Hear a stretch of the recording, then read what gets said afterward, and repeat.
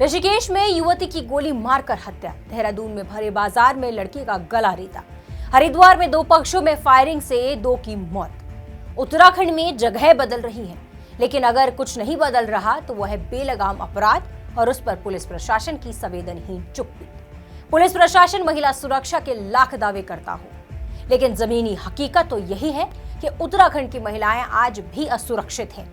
महिला अपराधों में उत्तराखंड हर दिन नया डरावना अध्याय लिख रहा है और विडंबना यह है कि जिस राज्य के निर्माण में महिलाओं की ऐतिहासिक भूमिका रही, आज वही महिलाएं कभी अपराधियों का शिकार, कभी राजनीति का मुद्दा तो कभी सिस्टम की लापरवाही की बलि बन रही हैं। सिर्फ एक हफ्ते में ही राजधानी में 3 महिलाएं अपराधियों का शिकार बन गई।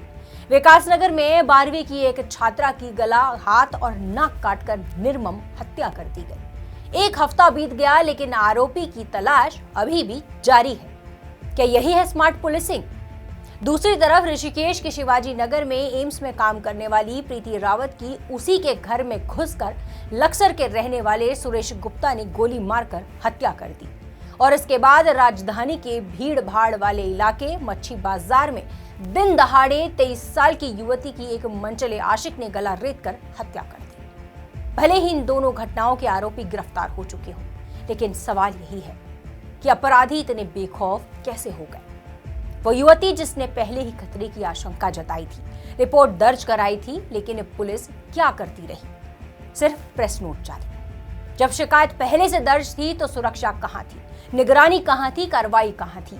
क्या उत्तराखंड पुलिस सिर्फ घटना के बाद फाइलें चलाने और बयान देने के लिए है?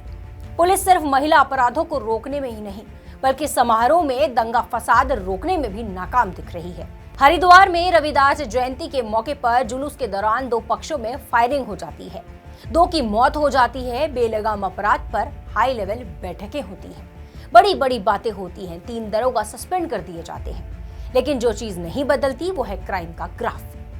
कभी रिपोर्ट का खेल तो कभी सस्पेंड का नाटक। लेकिन सवाल वही है, अपराध क्यों नहीं रुक रहे?